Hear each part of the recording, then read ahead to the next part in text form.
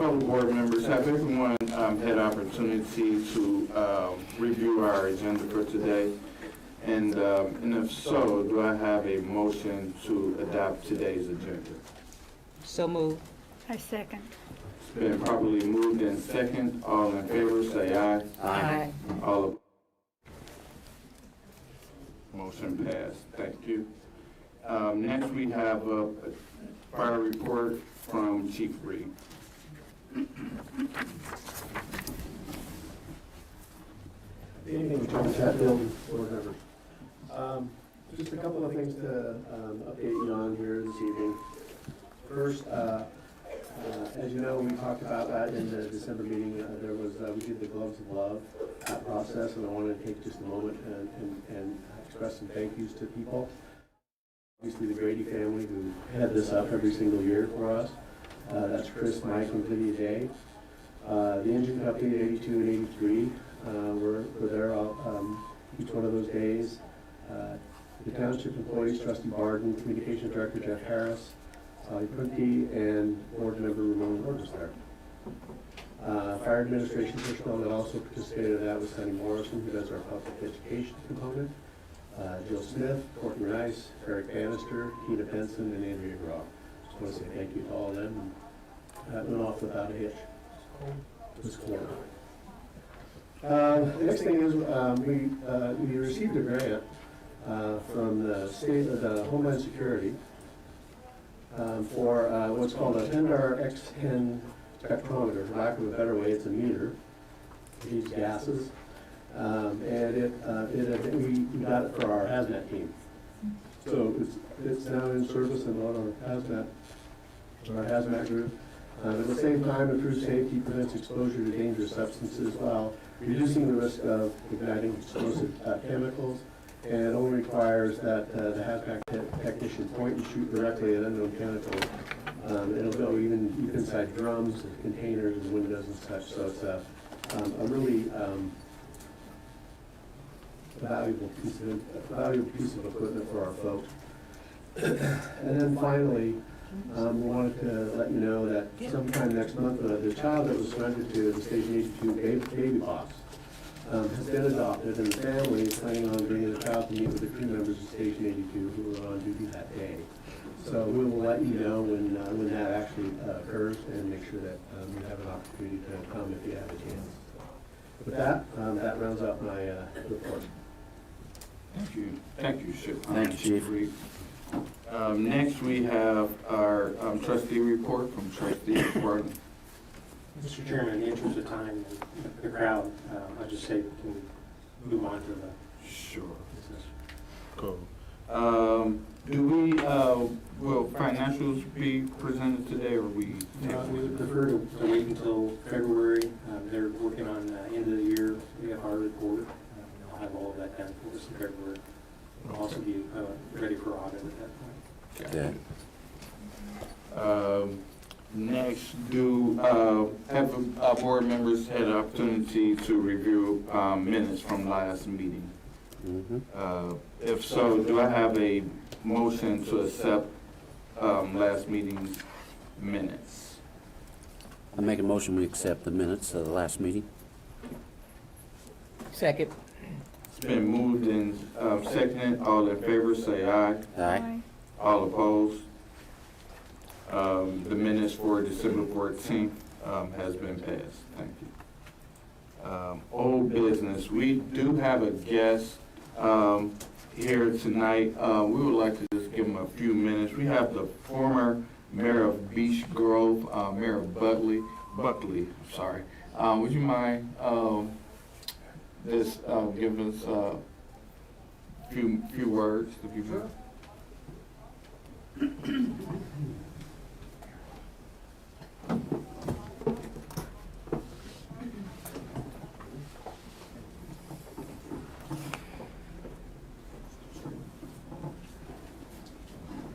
Well, good evening, everyone. Good evening. And I didn't realize it, but one of your board members has relation that lives in our beautiful city, so I thought that was pretty interesting. This is the first time I've ever been in this building, and hopefully it's not the last. But anyway, The media started reporting on these topics about maybe 3-4 weeks ago, and I got interested in it. I served on our fire department for 30 years in Beech Grove. I was the chief the last 12 years. Then I retired, and I decided that I really didn't like the way our government was running, so I decided to run for mayor. And I got elected in 2011. So everything I complained about became my problem. But anyway, I don't know if you know anything about Beech Grove, but Beech Grove is completely surrounded by the city of Indianapolis. We can't grow. And we constantly are fighting with our school district. We're not fighting, they're wonderful people. But our taxes are outrageous. So 9 of the 11 budgets that I overseen as mayor, our taxes went down, but they're still way too high. But more important, and I think by watching you folks and the reporting that's been done by the media, the city of Beech Grove, within the next 5 to 10 years, is really going to have to sit down and think about what do you really want to do. Because you can't do all these things. We can't do all these things that we did 10 years ago. We don't have the money. So the last term that I served, I made a decision that my priority was going to be our police department. The top 3 issues in the city of Beech Grove are the same issues that you have here in Wayne Township. Crime, crime, and crime. We have to do a better job of law enforcement. So my focus became our public safety and law enforcement, which brought us to, and I won't talk about it tonight, I'll come back and talk to you folks in February, because of the merger of our fire department and what it has done. I went through this 3 years ago. And the only thing I'll tell you tonight is, if I had to do it over again, if I was mayor, I would do it. Now, having said that, we also run an ambulance service in the city of Beech Grove. And we had the same service since 1973.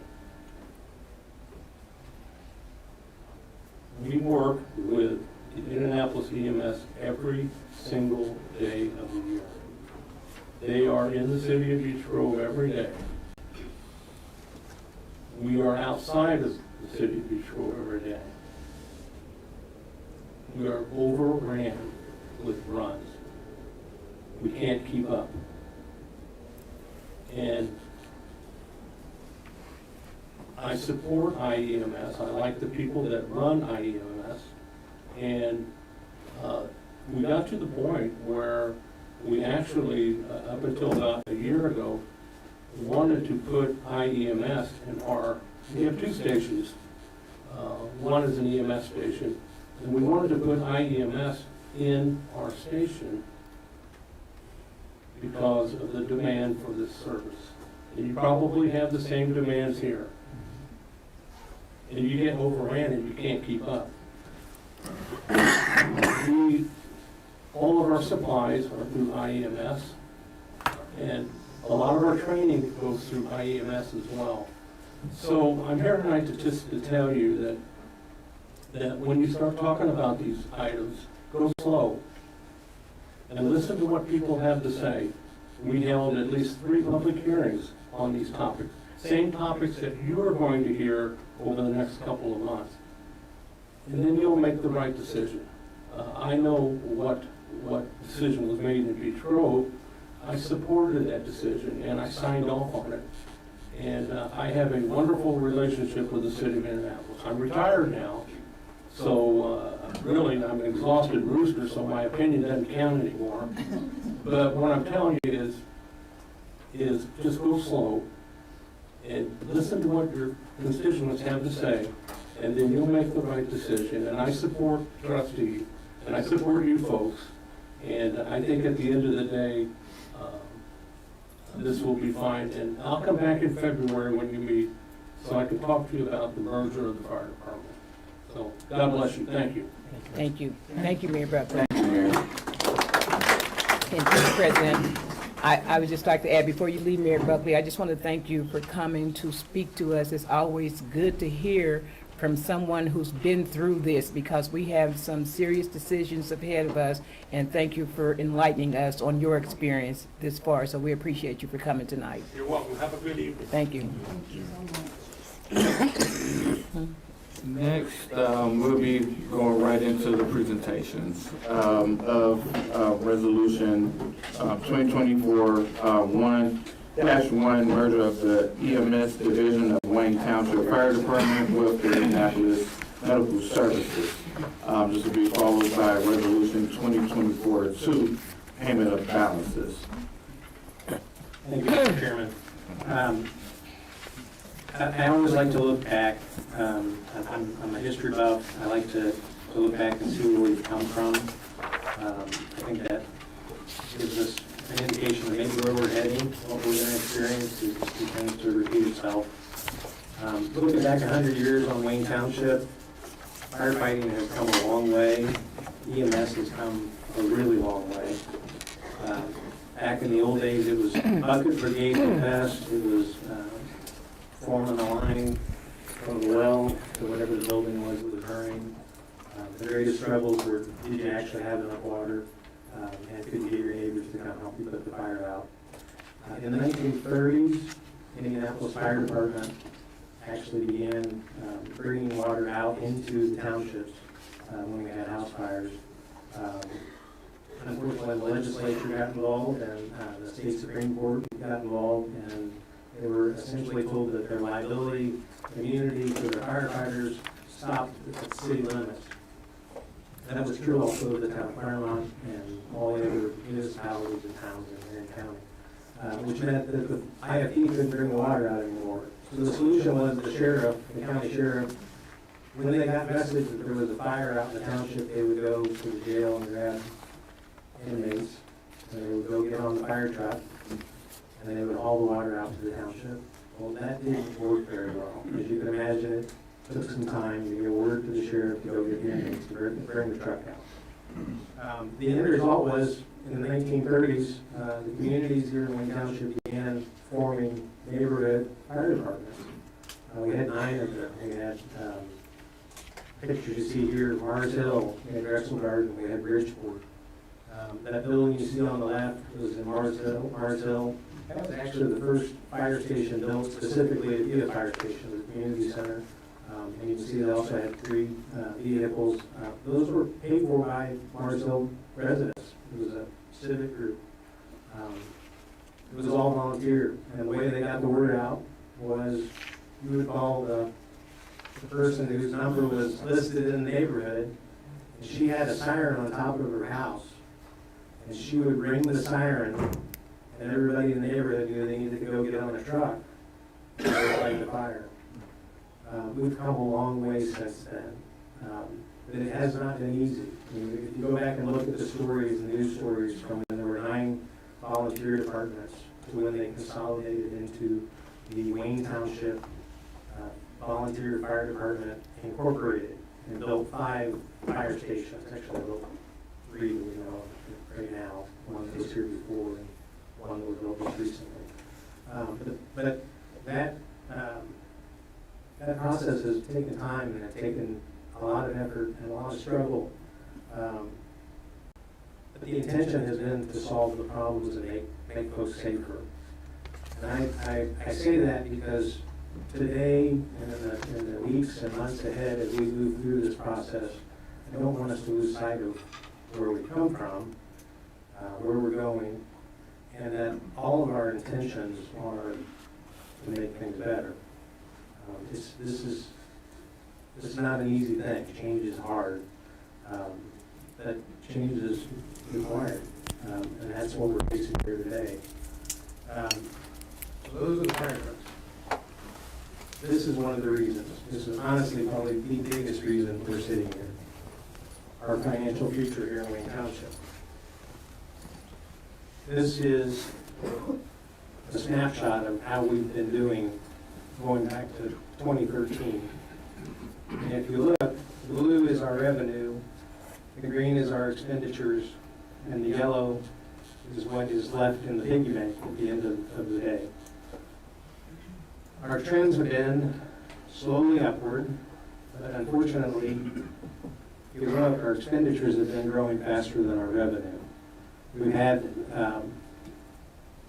some real challenges related to revenue. And if you think about what we've experienced here in Wayne Township, revenue is generated primarily by property taxes. And we've lost Rolls-Royce. The main plant there at Rolls-Royce has been torn down. We've lost Chrysler. We've lost Link-Belt. And there have been a steady struggle of loss of industrial base. We've also seen an expansion of TIF districts. The airport TIF district, which is actually, part of it is up for renewal in 25, and the plan is to expand it. The city has just released plans for West Washington Street to be redeveloped from 465 out. Well, that includes expansion of the TIF district. Well, when you do a TIF district, you essentially freeze the property tax revenue for that area for local government. And the additional property tax revenue then funds the project. So it means that we're going to see that expansion dry up future revenue from that area. There are other returns on that. It hopefully creates jobs. It hopefully creates sales tax. We don't get that to operate the fire department. We're locked in with whatever it is when that TIF district is refinanced. This is originally I said it was a straw that broke the camel's back. But frankly, it's like a giant round bale of straw. Retiree health insurance fund is a liability that we knew we had, but we didn't know how bad it was. And this summer, we contracted an actuarial firm to come in and look at our retiree health insurance fund. This is a fund that was set up in 2018, and actually, historically, it was attempted to set it up back in the early 2000s. Didn't get off the ground back then, and when they did it in 2018, there were some problems. And as a result, it didn't get funded the way it should have. It's not that this money is missing. This money was never put in the bank. But the liability is there, meaning that we have retirees and we have folks who are going to retire who are expecting to be able to pull money out of the retirement fund to fund their health insurance. This is not health insurance in the sense that they can come and have health insurance here at the township. It's a reimbursable fund, so they turn in their bills. If you're a retiree, firefighters can retire at age 53. So from 53 to 65, they can draw $12,000 a year out of this fund. 45% of our firefighters are going to be eligible for retirement in the next 3 to 4 years. So we know you take 60 or 70 firefighters and they're all going to draw $12,000 a year out of it, you got to have money in the bank. If they're over 65, they can draw up to $6,000 a year for the rest of their life. And that will progress with Medicare, but that's a lot of money. That's the problem. When we really boil down to what, besides our struggles with revenue coming off property taxes, this is the thing that we frankly can't address.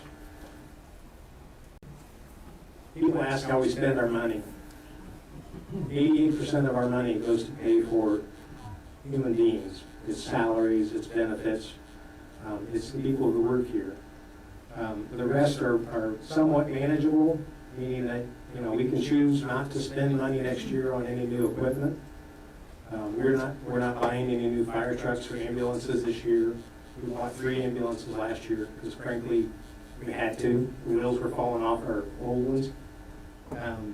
We will control those manageable costs, but for the blue part of the pie, almost all of it's contractual. We have a union contract with Local 416, and that's something we're obligated to take care of.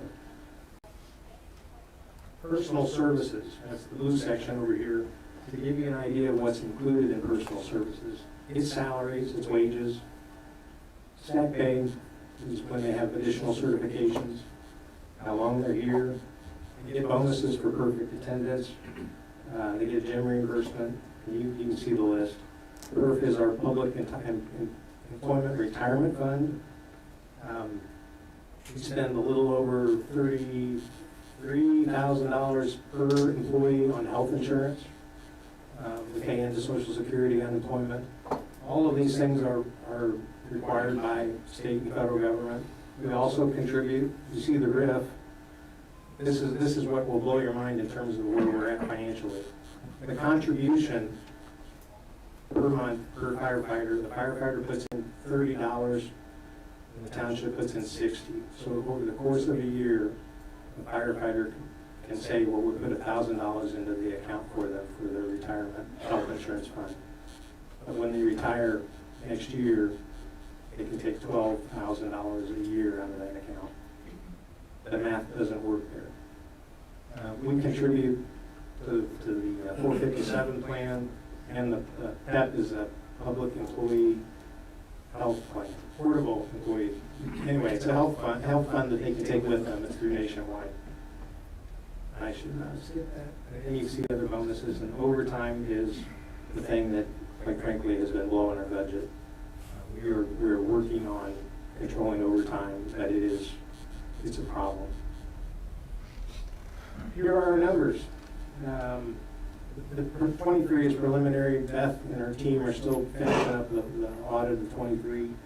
The biggest, scariest thing that happened last year is on our line there for revenue. We forecasted more than $32 million to come in last year on revenue.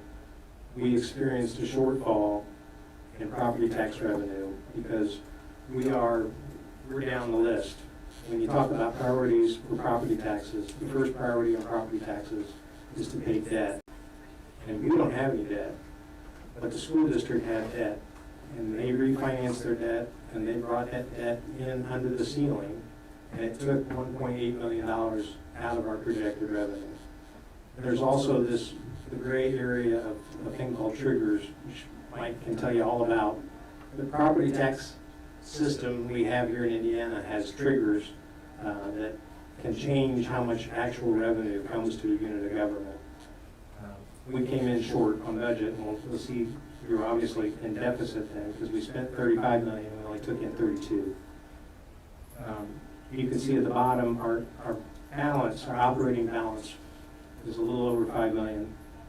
24, which we just got started in, we are projecting 34.9 as our revenue. That number is higher than normal because you guys voted for the appeal of our property tax levy. We ran through our accounting and saw that we thought we had been shortchanged in the 3 previous years in the property tax system, and the state agreed and is giving us some additional revenue for 24. We've also, as you can see, cut our expenditures from 23 to 24. Our budget is bare bones, and by that I mean we're not buying any equipment this year. We're not doing major improvements. Last year we replaced, I can't tell you how many rooftop heating and air conditioning systems, most of which were failing. The unit that sits on top of this courtroom had a cracked heat exchanger. I don't know how long it was cracked, but it had to be replaced. We spent money on that. That's not out of the fire budget, it's out of the court budget. But that pattern of replacing things has been something that we had to address in the last year and a half, because we had things that we needed, we had to have. We had to have emergency backup generators at fire stations. We had 2 fire stations where they were inoperable. We couldn't take care of the equipment that we had in the buildings, which was there to take care of our firefighters and our community.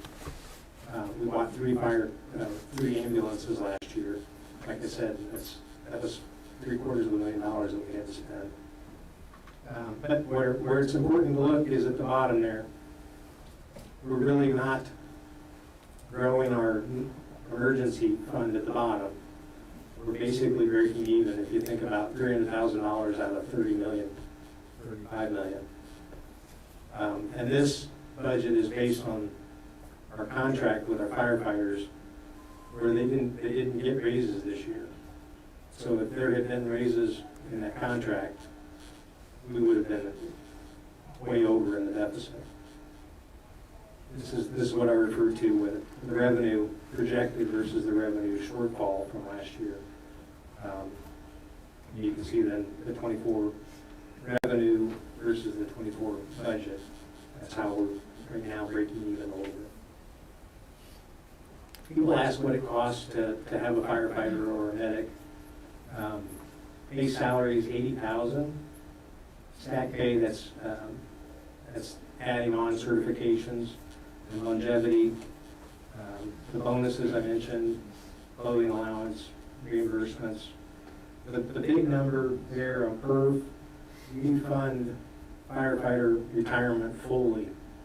So the Indiana PERF fund has a specific fund for firefighters. We pay the full amount. This year that amount went up 1%. That was a state mandated increase. That number of 21,608 goes into individual firefighters' PERF accounts. Insurance, it's pretty self-explanatory. All of those expenses add up. You can see the bottom of it here, but it's at the top. There you go. 173 for a firefighter, 159 total cost for a paramedic. That doesn't include overtime. We have firefighters who are paying in excess of $225,000 when you add in overtime. This is our trend. This is the financial reality of where we're heading. You see the bump there.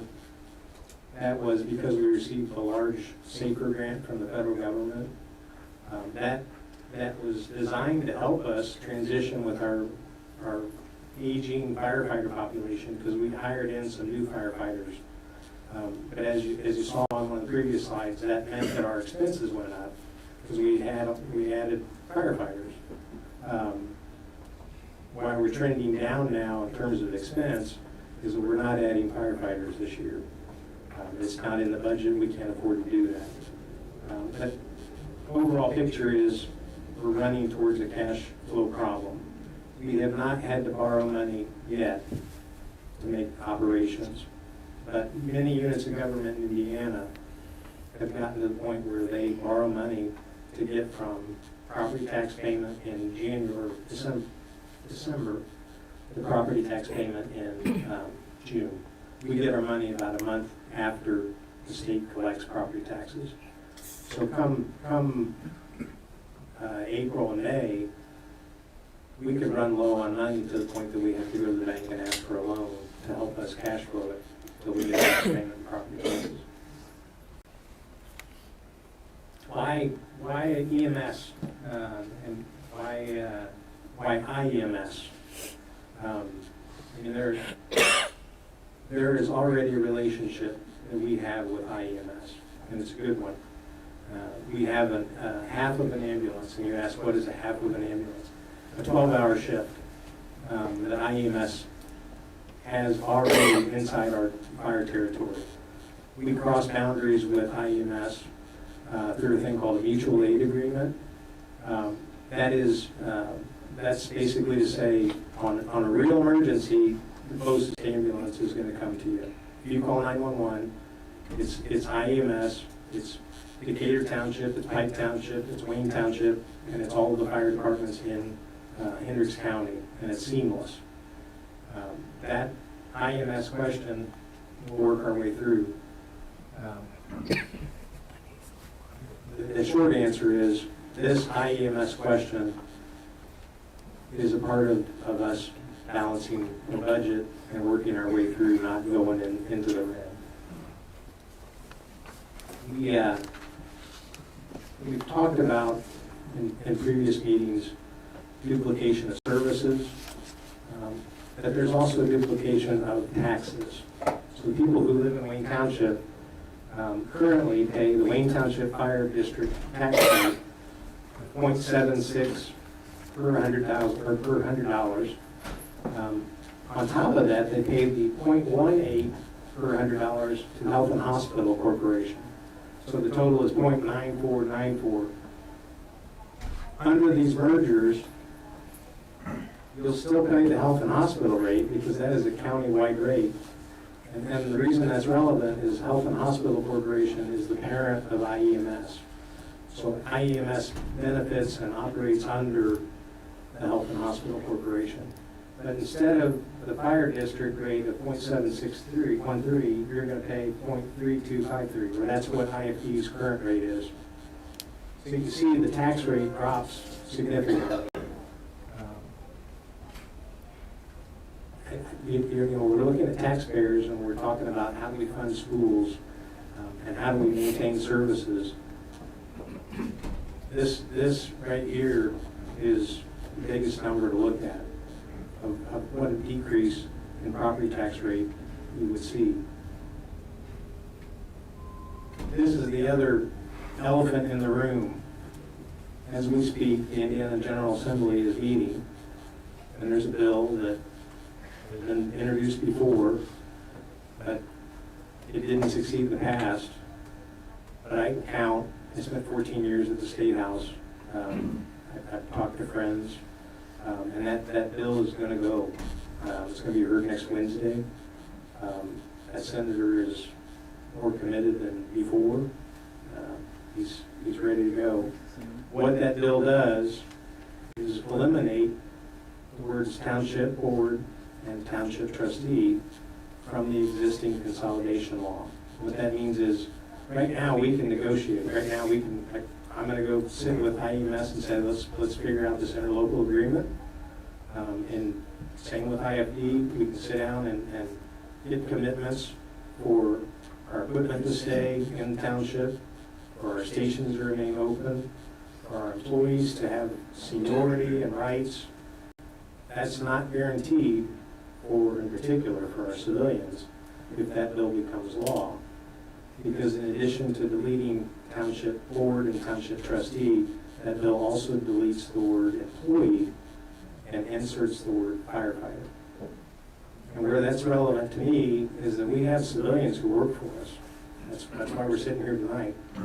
We have medics, we have EMTs, we have folks in the garage at the fire department, we have logistics, we have training, we have administration, and they are not protected if that bill becomes law. I want to take care of them, and that's why you have Resolution 1 and Resolution 2 in front of you. The other thing you need to know about that bill is that it's effective upon passage. And what that means is, in the state of Indiana, you declare an emergency for a bill to become law if you put it effective upon passage. What that means is, normally you'd have July 1st as an effective deadline or effective date, or January 1st of the following year. We want this thing to go in right away.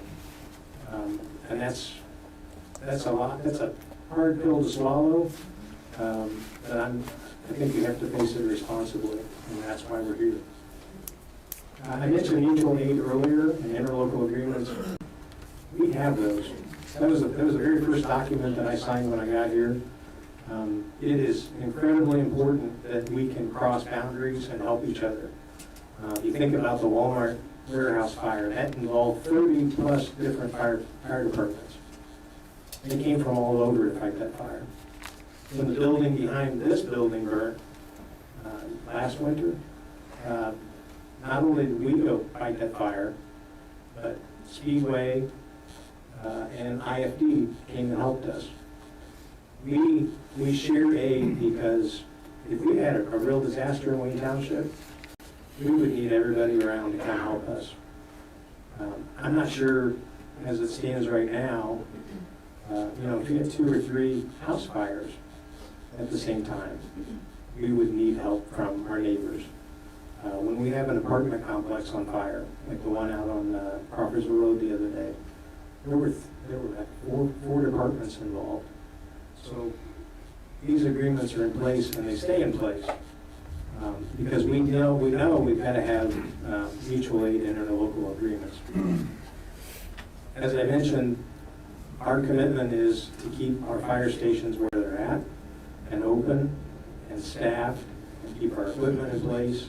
And we've worked with IEMS and we've worked with we've started to talk with IFD about all those commitments being in writing. So stations will remain open. Our firefighters, and right now we're talking about EMS, our EMS are guaranteed to stay in Wayne Township through the IEMS merger. If they want to be here, if they want to go somewhere else, that's fine too, but under the arrangement with IEMS, they can stay put. They also maintain seniority, which is a significant issue. Here are the ambulances in Wayne Township right now. Right now, we have 3 ambulances, the red ones. And at the bottom, is Station 81, here on Washington Street, 82, and up on 136 at Station 85. IEMS are the 4 blue ambulances. They're at Station 18, they're at Central State. They're at Station 30 on Tibbs by Lafayette Road, and they're in Speedway at Station 89. And then the one that you see in the very center of the picture is the one I was telling you about. We already have IEMS in Wayne Township. That's a 12-hour shift. It focuses on our highest run period. All of those ambulances stay in Wayne Township. There have been these rumors and emails and all kinds of things about we're going to be down to two ambulances in Wayne Township at night. We're going to have 6.5 ambulances in Wayne Township, just like we have right now. There is a shift. If you look, we moved the 12-hour ambulance from my fire headquarters into Station 82, and we moved the ambulance from here at 82's out to Station 84 on 10th Street, there by Ben Davis. That's really driven by data. That is a run data-driven calculation. IEMS has looked at our runs and says this is the better distribution of the ambulances, and that's where it came from. I put this here because, as I mentioned, we look back at history, and I learned something the other day. First off, Bud Miller's fine. This is just a training. But we implemented this in the 1950s, I believe, where we started training all of our firefighters to be EMTs. So when we talk about the IEMS merger, we talk about ambulances and where they're positioned and response times, and what we've got to put on the table and remember is that all of our firefighters at all 5 stations on all of the trucks are EMTs. So when you have an emergency and you're wondering, where's the ambulance? When the fire truck pulls up, you've already got an EMT on the scene. You've already got multiple EMTs on the scene. So we're not just talking about providing medical service through 5 ambulances or 6.5 ambulances. We're talking about multiple fire stations with multiple fire trucks and lots of people. I also want to talk about communication. This was a tough thing. I mentioned the woman who would answer the phone and then go outside and ring the siren on top of her house to let the neighborhood know. Well, we've progressed as a township. We had technology brought in as quickly as they could bring it in. And if you look, that piece of equipment on the right is the last Wayne Township communication system. To get rid of that was a really difficult thing for this township. It caused a lot of consternation because we didn't want to give up our communication system. But the reality is we merged our communication system with the 911 system, not just for Marion County, but for Marion County, Hendricks County, Boone County's linked into it. We share resources. If we hadn't made that decision, you would still have to live in Wayne Township and dial one number for if you needed fire from one side of the township, or another number for fire service on the other side of the township. Things have progressed in a good way. But when they did this, people hated that change. Couldn't believe we were going to give up communication control. I think that's the end of the slideshow. I just want to say, I know this is tough.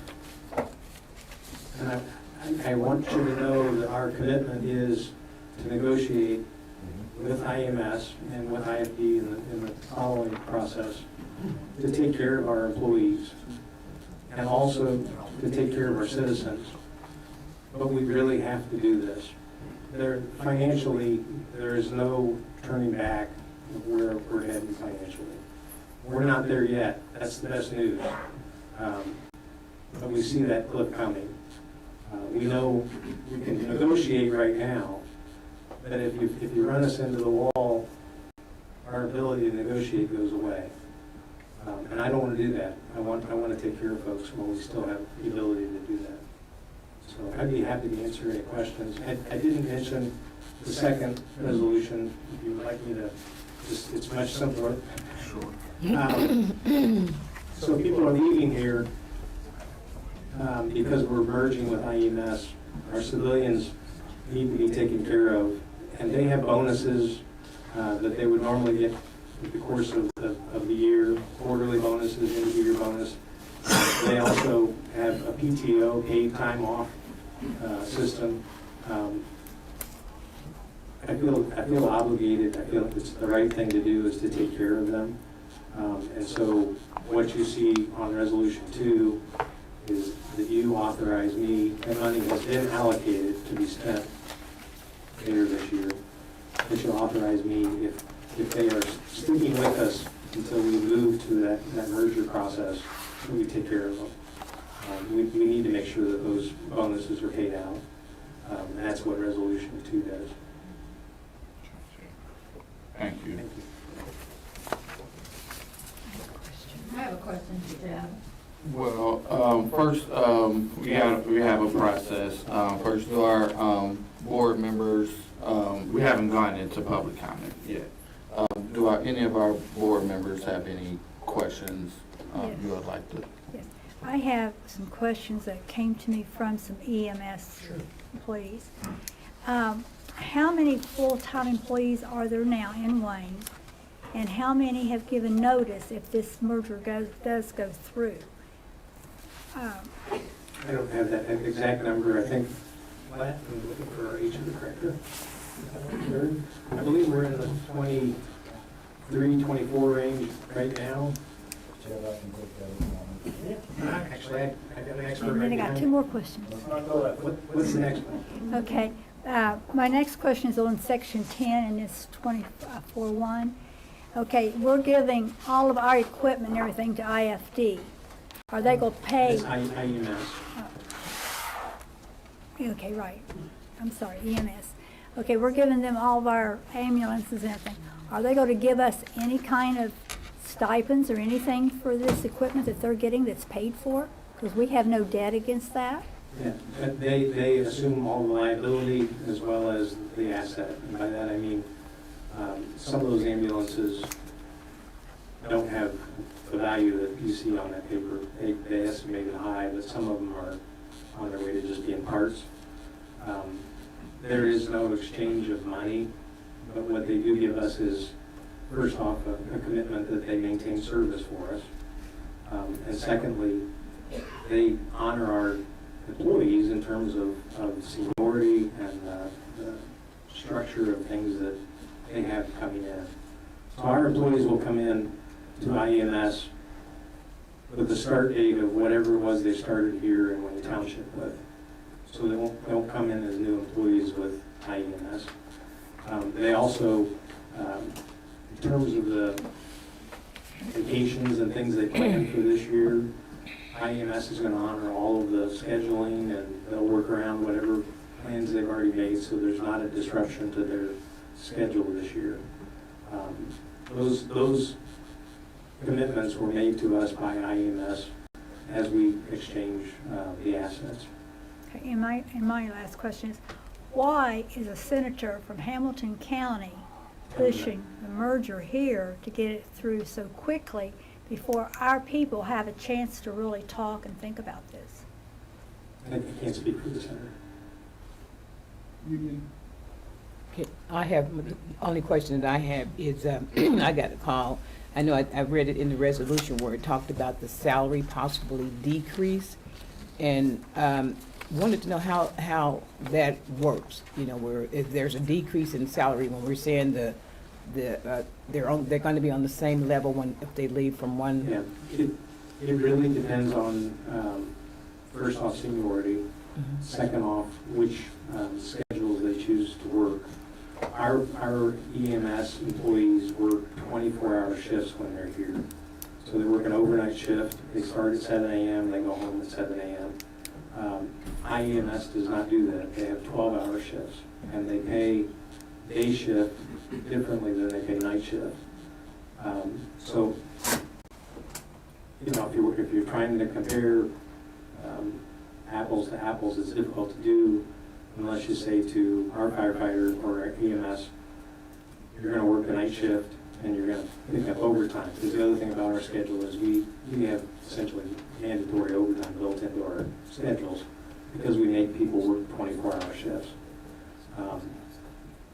So what we have done is to have IEMS meet with our EMS employees, both as a group, and then they've offered to do it individually. And I've participated in all 6 of the meetings we did with the group. I've participated in a couple of the individual meetings to try and tell folks this is where you're going to be at in terms of this pay scale, depending on which shift you pick. My observation is that the longer you've been with Wayne Township, the greater the likelihood you actually see a raise moving to IMS. But that 24-hour shift versus 12-hour shift is a tough issue because people have built lifestyle. They've built, you know, their family or whatever around that 24-hour shift. I know moving from 24 to 12 is going to present some folks with a real challenge. Some of them have already left. We've had EMS who have already left to go to other surrounding fire districts that offer the 24-hour shift because that's what they want. But that they're moving to areas that have less busy EMS runs also. We have seen our EMS just accelerate. We're extremely busy, and I'm going to let Chief Stewart talk to that. But as a result, I mean, you've got some ambulances that will run 20 runs in 24 hours. Mm-hmm. So they're not getting sleep. There's no downtime. Frankly, if we weren't addressing this issue, we would be here addressing the fact that we have a 24-hour shift for EMS. Because we can't continue to do that. It's not fair to the employees, it's not fair to the citizens, it's not in our financial best interest to do that. But this moving to IEMS answers that problem because they run 12-hour shifts. Thank you. Thank you. Any other questions from my board? Could I defer to Chief Stewart so that he can talk a little bit about? Sure. That's very helpful. Thank you.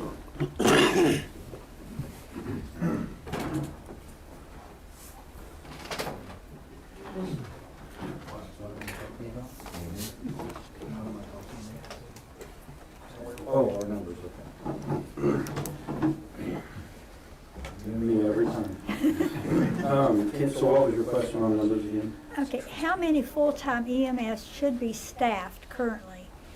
How many are full-time now, and how many have given notice or have already left because of the IEMS merger? Okay, so our full staffing is 33 paramedics and EMTs, and then we add an additional 3 paramedics as paramedic supervisors or EMS duty officers.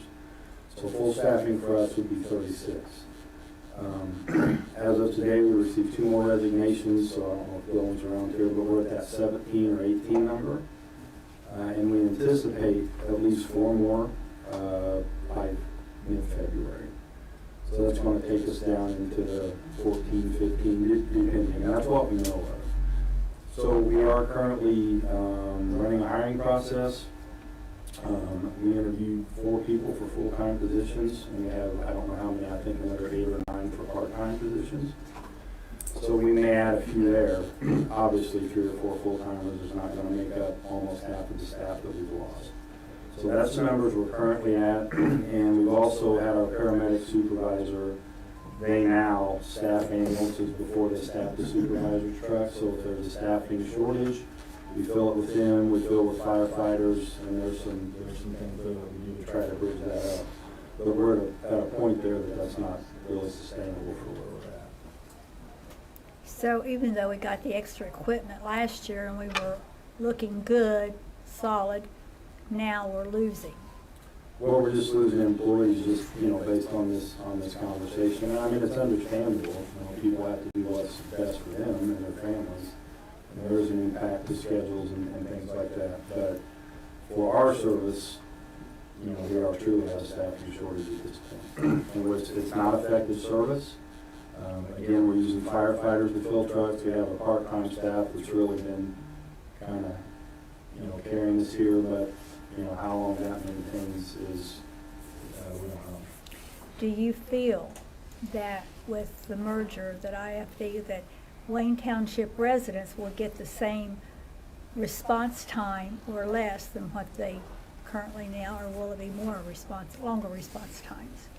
So what I can tell you is I don't know that. I can explain to you what I think is important is our discussions with EMS.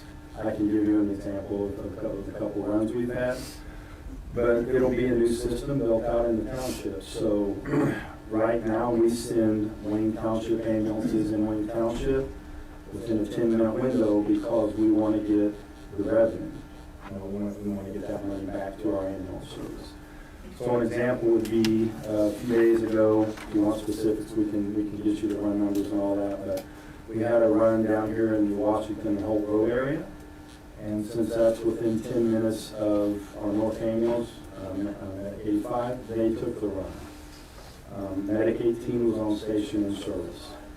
So in the newer system, Medic 18 would take that run. So they would be there quicker. If they sign off in what we call an SOR, they were probably gone before, our ambulance got there.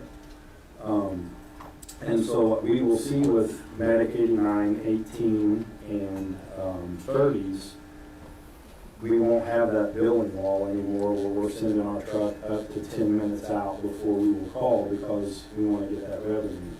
Now saying that, if it's an urgent run, what we call an A+, a trauma run, a gunshot stabbing, cardiac arrest, things like that, the billing thing goes out the window, so I don't think we're just, but if it's a significant run or a serious run, we send the closest. If it's not that run, which those are only about 8% of our runs, then we have the window where we try to get the bill. So since we haven't set up the 6.5 runs, the 6.5 ambulances with what would be ambulance 81, 485, ambulance for medic 82, and then we have 30s, 89s, which is Speedway, and 18s. So we haven't ran that model with no walls. So in that run that I just gave you an example of, 18s would come in, 85s would stay in their area, so that area would maintain coverage with that medic truck.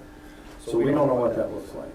So can I, if I sit here and tell you there's going to be no change and there's, a certain run where there's 30 seconds or a minute delay, I feel there's one that's going to go both ways, but that happens now. Our ambulances go to IMS, theirs come in, we crossroads because of some of the walls that I talked about that we just have, and that affects our time. So we don't know how that's going to look, but just in that one example, we feel that at least we're going to have a shot to get the truly closest truck to a run when they call.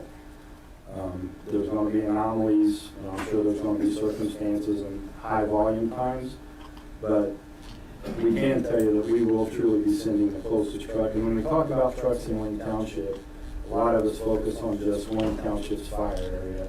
We're truly talking the entire township now for coverage. So it's not just our fire area, it's the entire township, which we will now have more immediate access to all those trucks. So, it's not I think the only change from what we do now is we take down some of those barriers to get the closest truck.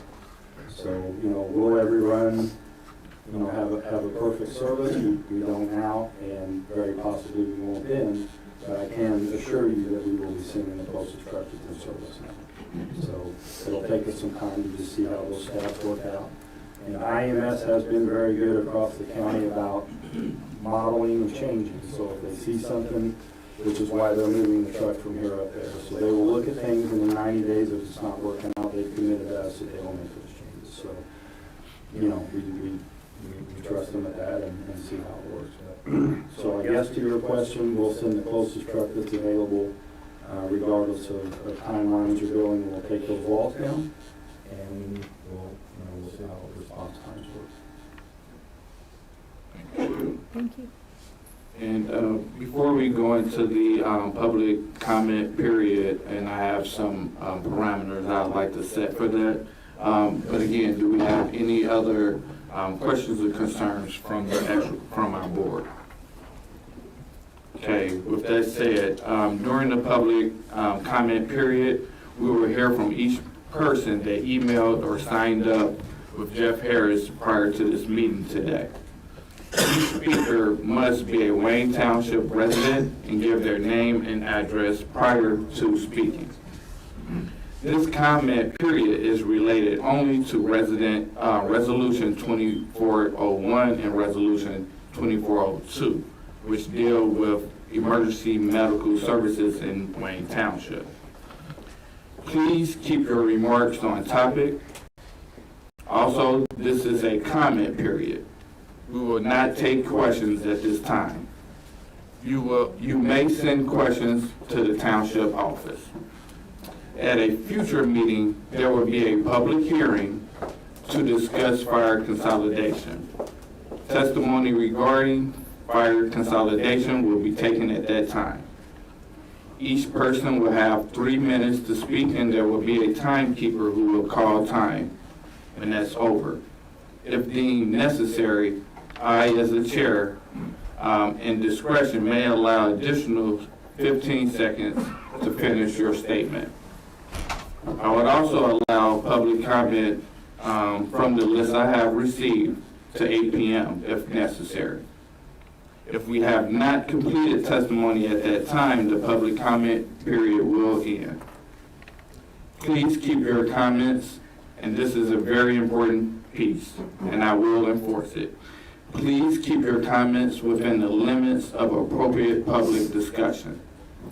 Anyone using abusive language or disparaging another individual will be ruled out of order and will forfeit your remaining time to speak. Again, there will be no abusive language, no disparaging of others, individuals on this board or anyone affiliated with this office. You'll be ruled out of order and forfeit your remainder of the time. Our first speaker up will be Brian McKee, representing Local 416. Let's see. Brian still here?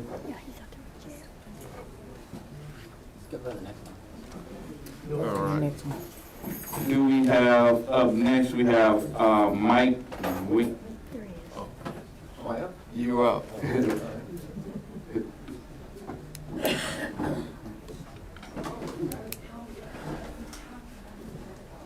Thank you for allowing me to speak. I'm not a current resident. I've been a resident. I owned a house here in Wayne Township since 1996. So I've been asked twice in the area.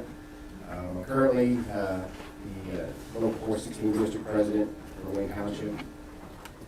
As far as the merger, I mean, I understand all the financials. My thing is, I think we're rushing a tad bit. I think we need time. I think we owe this to the individuals that have worked here, some of them for 20 years. I'll go back to numbers, and it's pretty amazing the way we look at things. And, you know, we have pretty much nobody to blame but ourselves, right? And that's current and past trustees, administrations. We've overspent, we've miscalculated, or however we've done it. But we've put ourselves in this position. And so at the end of the day, we have to look at each other and say, hey, we've done this. As far as EMS, I think that they're dwindling themselves already, unfortunately. And I've tried to put it out there where they're going to try and stay, but unfortunately that's not happening. And I'll give you the bill numbers, okay?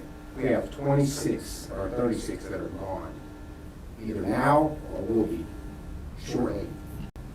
That's no joke. We have 5 that have committed to me that they're going to IMS. 5.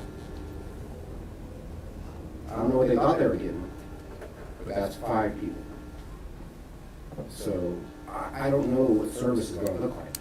We can guess and act, but I mean, we're actually losing one truck, right? We're moving trucks around, yes. We don't know what those response times are. We won't know until it happens.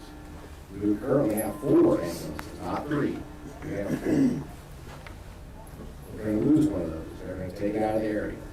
Now, with that said, again, Wayne Township's a big area. We do have other ambulances in service, the 18s, 30s, 89s. So we also have the mutual aid agreements with other townships, other counties. So I don't know. But we don't know. That's all I guesstimate. And I can say that yes, they have said they're committed to making sure the responses don't change. But we just don't know.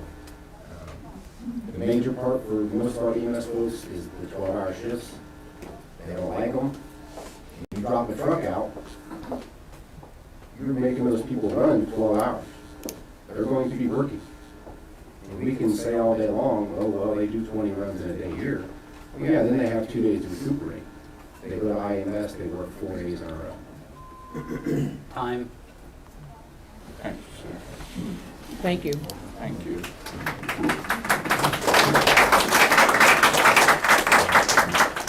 Next, we have Mike Weingartner. Very good.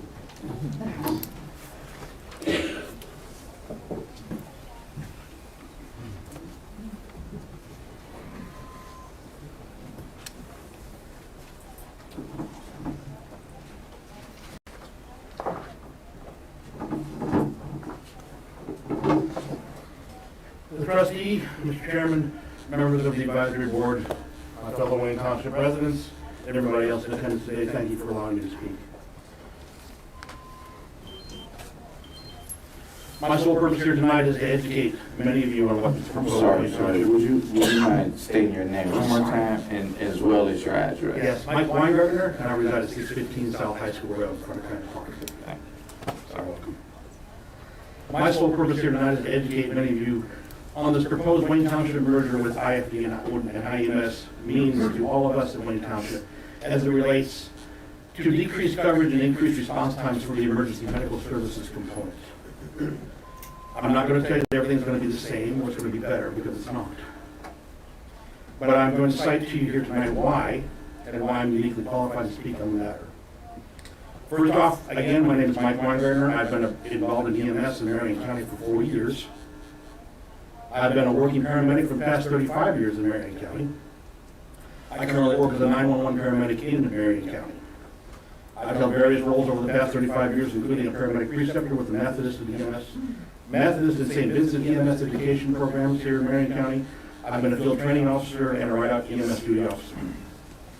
Let me start by saying I have no concerns with IFD taking over fire services in Wayne Township. I believe they do a very good job at providing the needed coverage and the fire protection services that the folks in Wayne Township have come to expect over the years. My concern is with the prospect of IEMS coming in and trying to provide paramedic ambulance transport services and being able to maintain the level of service and response that we currently have without a merger. I say this because on any given day, Indianapolis EMS has between 4 and 8 trucks marked out of service for staffing issues. They don't have the manpower to provide the service. What currently occurs during these times of trucks being out of service is that the township ambulances get pulled from their coverage areas, as well as ambulances from other counties getting pulled into Marion County. The result of this is an increased response time, a delay in service, a delay in transport. Now, to be fair, not every 911 call is a medical emergency, but for those that are, these delays that I've just outlined result in a difference between a good or a poor outcome for the patient and in some instances, it may be the difference between life and death.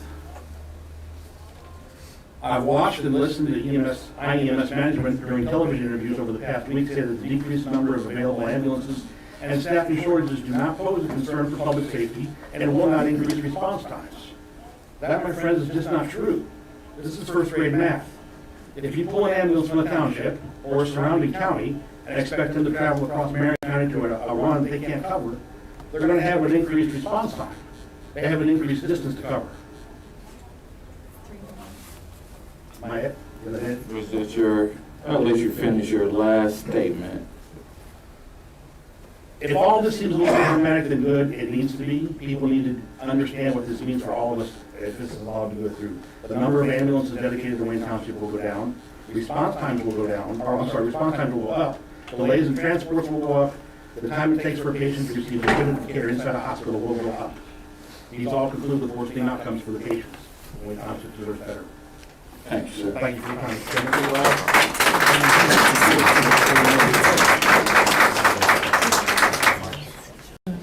Next, we have Byron Jones.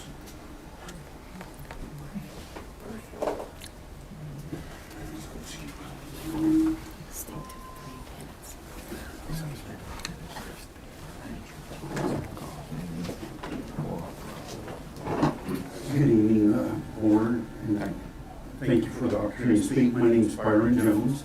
I reside at 118 Ponsonby Court. I'm a resident of Wayne Township. My first just kind of comment is how is this going to be better for the township? I saw on the media today that it was reported that a majority or a lot of residents in the township support this. I don't know how they can, since most people don't really know about it. First off, there is very little detail that's been provided. I can understand why some of it's still being worked out. I appreciate that part of it. But as it was just mentioned, response times aren't going to be better. I was a member of Wayne Township as a volunteer part-time employee for 27 years. I know how it has been in the past, and we've got IMS taking runs that are coming into the township because all of our ambulances are out on other runs. And so we're cutting down on the number of ambulances in the township. And so that means IMS is going to have to come in, or we're going to have to be covering IMS because they're short-staffed, as it's already been mentioned.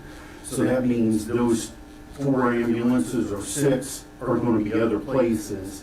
And I'm not getting any younger. When are they going to get to me if I have a heart attack? Especially like coming from another station. If Station 84 right now is closest to me. Last I knew that there was a contract with the corporation, Wayne Township Fire Department Corporation, for that station. And once the corporation would be dissolved, the school was looking to take that back. So I don't know where that is, but that was the last I knew when I was involved in the department. If Station 84 goes away, Station 83 will be my closest ambulance, and it'll be setting at Girls School Road because SACS has got trains parked on the track many times during the day. So where's that ambulance going to be coming from? And as we've already heard, IMS is losing staff, and most of the staff for Wayne Township IMS doesn't want to go there. I'll just be honest, I've heard from a lot of people when I was on, nobody wanted to go to IMS, and I don't think they still want to go to IMS. That's why you only have 5 wanting to go there at this time. So it's not going to help their staffing situation. I don't see it helping our staffing situation if they take it over. And where is that ambulance if it doesn't come from here? Is it going to come from downtown? Is it going to come from the east side? Is it going to come from Plainfield? Where is it going to come to serve the township resident? I understand EMS gets abused a bunch. It gets abused, it gets called. I used to work on the ambulance. People are sitting at the door with their suitcase to get a ride to the hospital. We need to fix that system. Got you. Thank you for the time. Thank you. Thank you.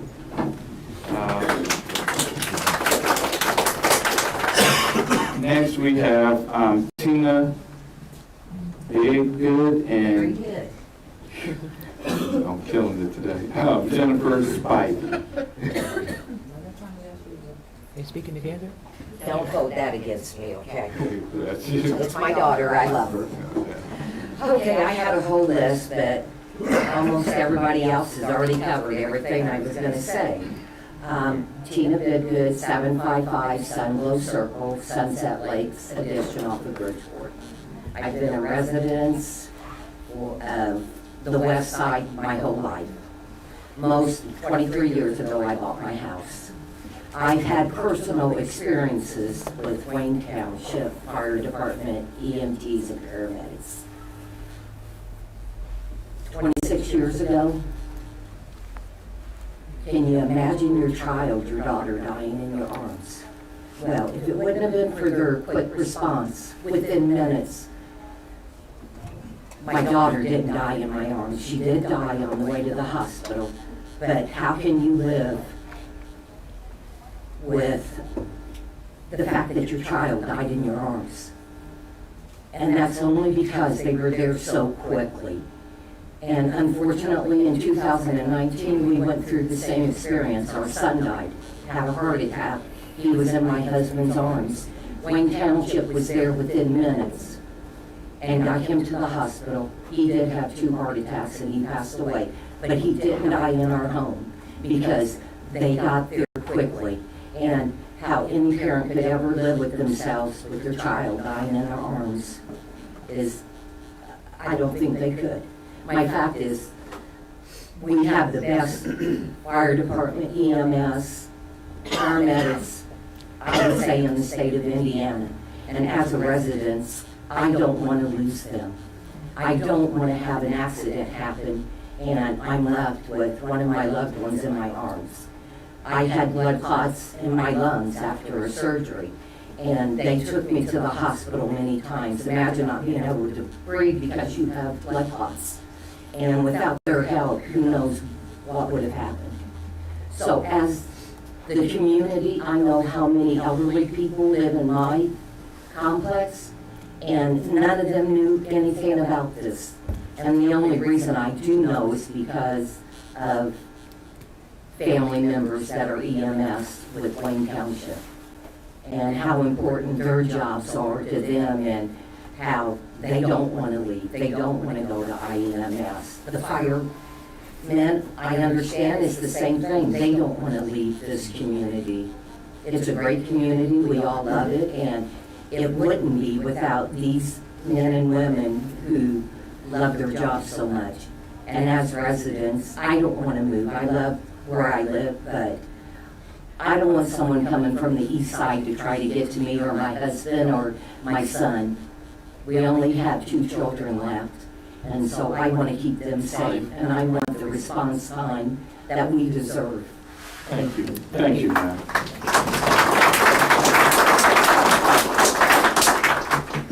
Next, we have Bradford Malton.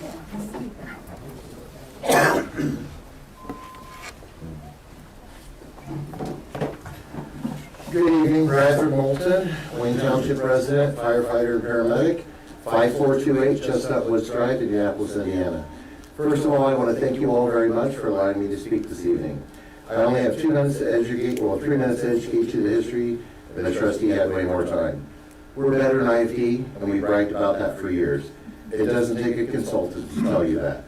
Only in the most 2 recent trustees have we really had an issue with revenue going down, because we spent more.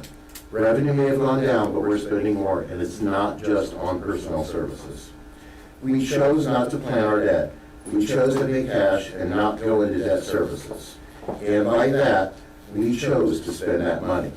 I'm not saying debt services is the way to go, but it gets paid first. I ask all 5 of you that are in front of me, please do not make a decision tonight. Listen to all of us, whether we work for the fire department, whether we're citizens, or whether we're here to ask you to please consider the brevity of what's happening tonight. EMS response with only 3 medics in Wayne Township is not the same. We currently have 4 ambulances, ALS, staffed 24/7, not 3, and an additional 12-hour BLS truck. If IEMS takes over Wayne Township, we will not have a district lieutenant or an EDO in Wayne Township, and we will have less services available. Fire engines and paramedics like myself, as a paramedic on a fire engine, I don't carry drugs to save your child who is seizing or to give you pain medicine when you have a broken leg. That comes from a transporting ambulance. We need those here. Savings on taxes. We've heard a couple times 64% savings on a fire tax. It may be a 64% reduction in the fire tax. However, that does not mean a 64% savings on your actual tax bill. Most of us only pay a 1% tax cap or a 2% tax cap. The reality is, on my home, appraised at $225,000, I'm looking at saving less than $13 a year. Let that sink in. Hours and pay for our EMS folks. Most will lose $25,000 a year or more. Our employees don't leave because they're leaving a 24-hour shift.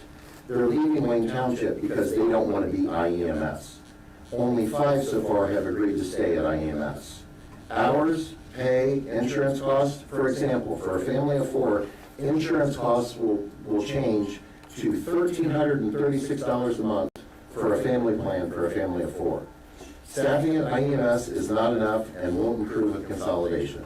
Everyone, I ask all of you, please take a moment and realize the importance of this. Regardless, you've heard that we pay Social Security taxes. We don't pay Social Security taxes on our firemen. Firemen don't pay Social Security tax, and neither does the trustee pay Social Security tax on that. So I ask you this, please consider what's going on. Don't make a decision this evening and allow the public to talk. Thank you so much. I appreciate your time. Thank you.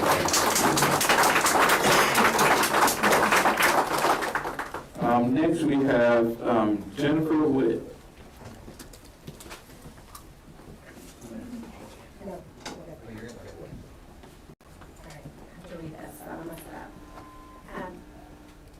Hello, my name is Jennifer Witt. Across from I'm a proud resident of Wayne Township, and I've been a lifelong member of Wayne Township. I live at North Girl School Road. And I want to commend the board's proactive approach in addressing the upcoming financial challenges. Being transparent that they're there and sharing that information with the public is important. Based on the information provided, I feel the proposed merger sounds like a necessary step for our community's fiscal responsibility.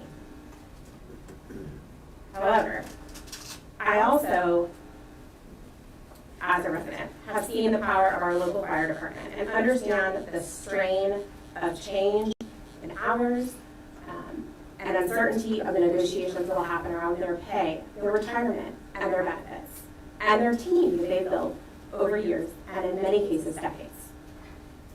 So while I appreciate that we've been told existing fire stations will stay open and personnel will be offered comparable positions, maintaining the high standards we expect and ensuring our emergency responders are continued to be compensated fairly, and our community retains those positions in firehouses, I want to be clear and transparent that those negotiations and those guarantees will be finalized in the next steps of these negotiations. Those are not things that this board controls. That is part of that negotiation process. The strain on tax rates, Brad did a great job of explaining that there are tax caps that then lower our rates, and so there's a distribution of those funds. So while the portion dedicated to the fire and emergency response system will change, perhaps our individual taxpayers will be compensated differently.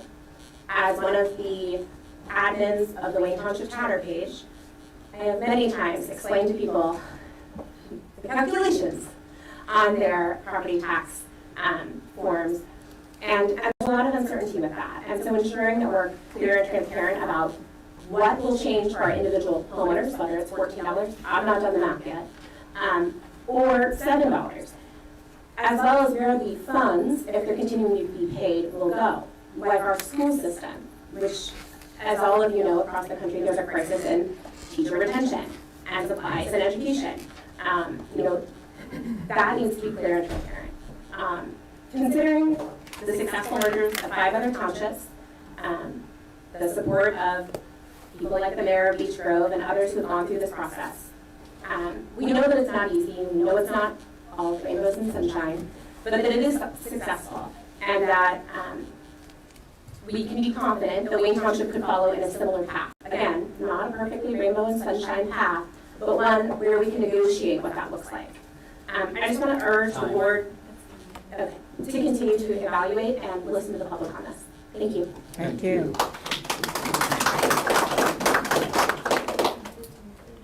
Next, we have Audrey Stricker.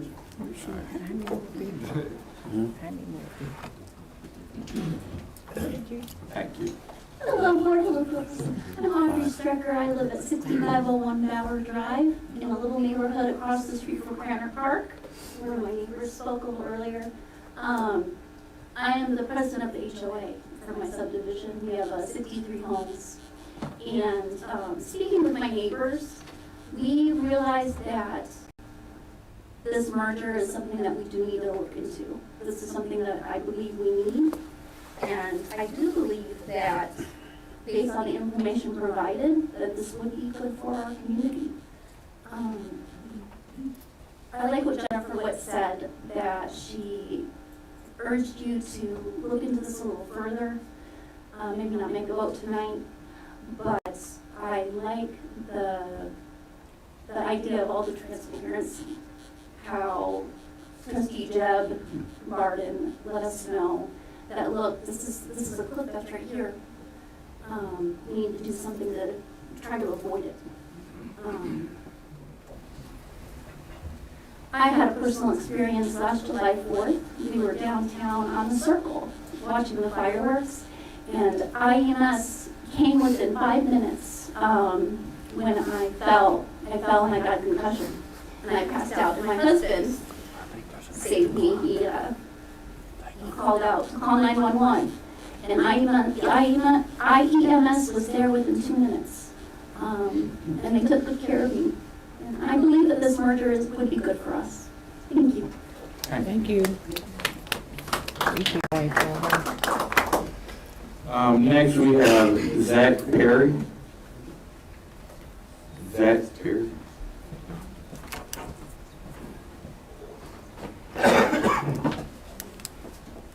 Hi there, my name is Zach Perry. I live at 3111 Sheridan Avenue. I've been a resident of Wayne Township for about 2 years now.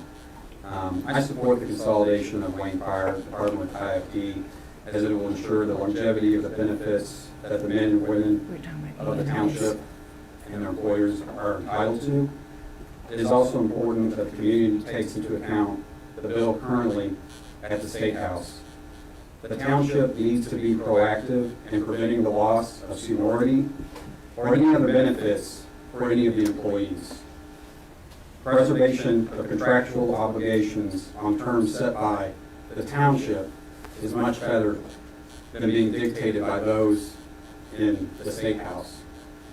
I'm also a member of organized labor with operating engineers. As a member of a union, I stand with our firefighters who have voted overwhelmingly with their own union in favor of consolidation. If the men and women who put their lives on the line are in support of this, I am too. I ask the board to please vote in favor of consolidation for the citizens of our community and the working men and women of the Wayne Township Fire Department. Thank you. Thank you.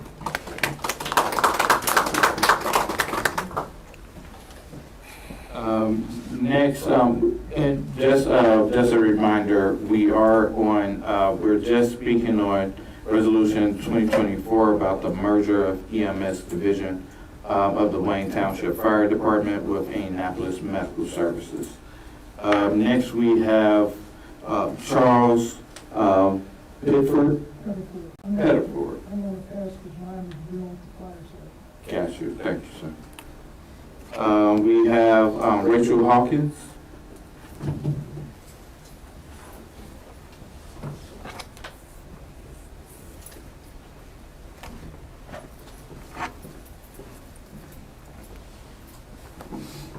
Hi, my name is Rachel Hawkins. I live at 608 South Edge Hill Road. I'm the homeowner and business owner here in Wayne Township. 13 years ago, my father, who was battling cancer at the time, had fell. And my sister and my mom and I were trying to do everything we could to get him up. And so I called 911. EMS was there, Wayne Township Ambulance Service was there within probably less than a minute. It was amazing on the response time. After hearing, how fast everything has moved with this and how the response times, whether, what they're saying right now is that they're not going to change. I think that everybody deep down knows that they will. I hope that this board will vote against the merger. Or in the, at least try to look at things from what's going to change. That way we can analyze things further. Because Wayne Township residents deserve the best. And I hope that this board will take that into consideration. Thank you. Thank you.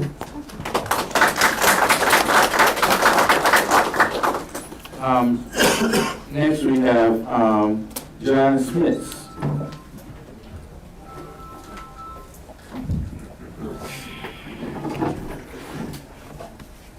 Yes, my name is John Schmitz. I live at 2820 South Fleming Street in Mars Hill.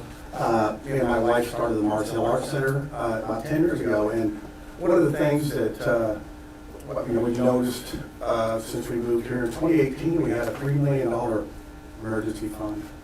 And the next trustee came in, he spent that money, and it just seems like to me there's been a lot of mismanagement. How did we get to this point, at this juncture where our hair's on fire, when we have to make a decision tonight? I heard a lot of numbers up here. I have more questions than I got answers, because if PERF is funded, then why are we $7 million behind? There's a lot of questions here, and I feel sorry for y'all. I mean, you're basically part-time, public officials. You have to sit here and make a decision for a community that obviously some are for it, some are against it, some are neutral. I just want the ambulance to show up at my house. And I just think that this is really getting pushed through very quickly.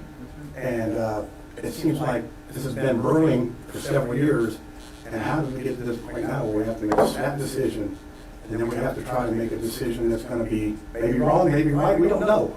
But if somebody needs an ambulance out in our community, do we know if they're going to show up on time? So thank you. Thank you. Thank you, John. Next we have Bob Lutz.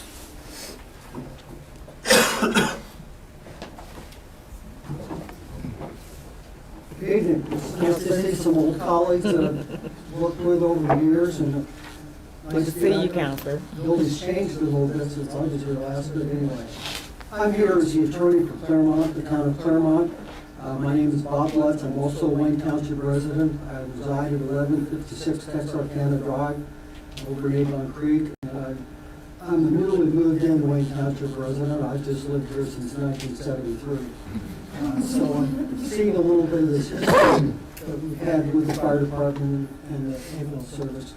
And I commend our fire department, I commend our ambulance service. I have never, some may have remembered me as maybe being opposed to fire consolidation. I've really never been opposed to it. Personally, I've only didn't want it shoved down our throat by the state legislature. If you folks decide after seeing everything that it's the best thing to do, I think it's probably a wise move. And I would support, and conceptually, I'll speak to this now. On behalf of the town of Claremont, we have had a contract with Wayne Township for fire service for a number of years.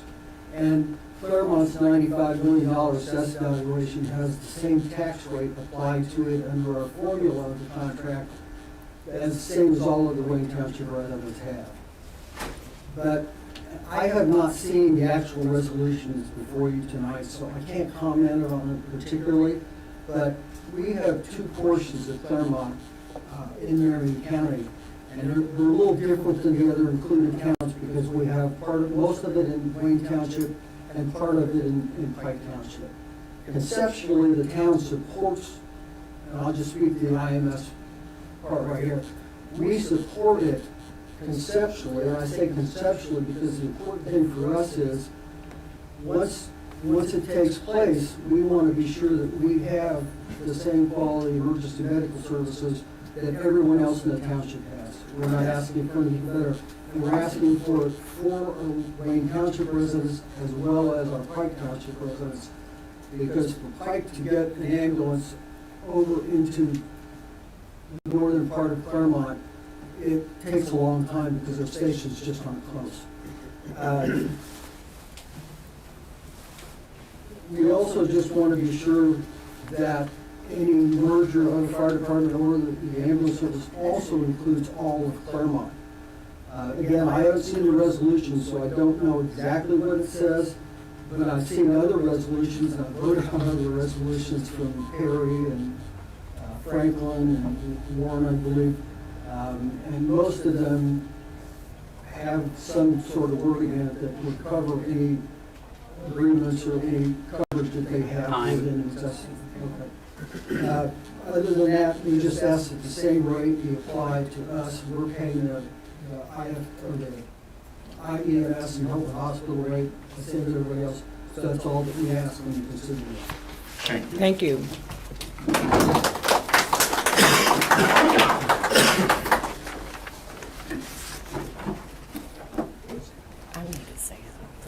Do we have, this portion, we'll have discussion from our board, and what would, Ms. Charlotte, do you have a comment? Yeah, Mr. Chairman, I just wanted to say that I've been on the board for quite some time.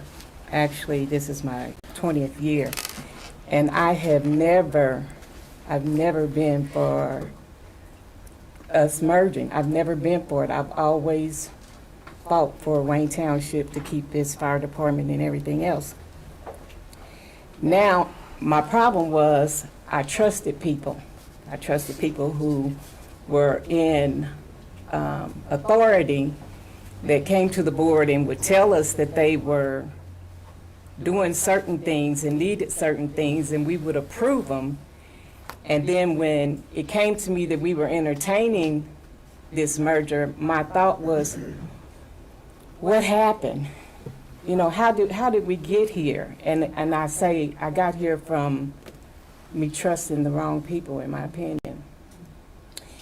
My thing now is, the young man got up and said that over half of the people are already gone. We only have 5 people that are on EMS now? No, we have committed. Currently 26 committed to go other places. But they're gonna leave unless. Because we've not been given any information.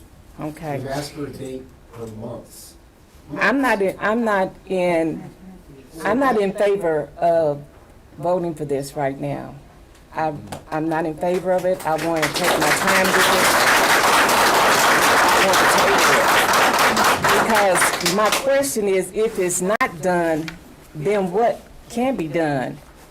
What's the other solution? You know, I understand you don't want it. I understand that. But if you don't do it, then what's going to happen? And I definitely don't want the state to come in, and then you don't have any choices. You don't have any say. You don't want that. I need a minute. So I can't vote. If you vote tonight, I have to abstain from it. I can't vote tonight.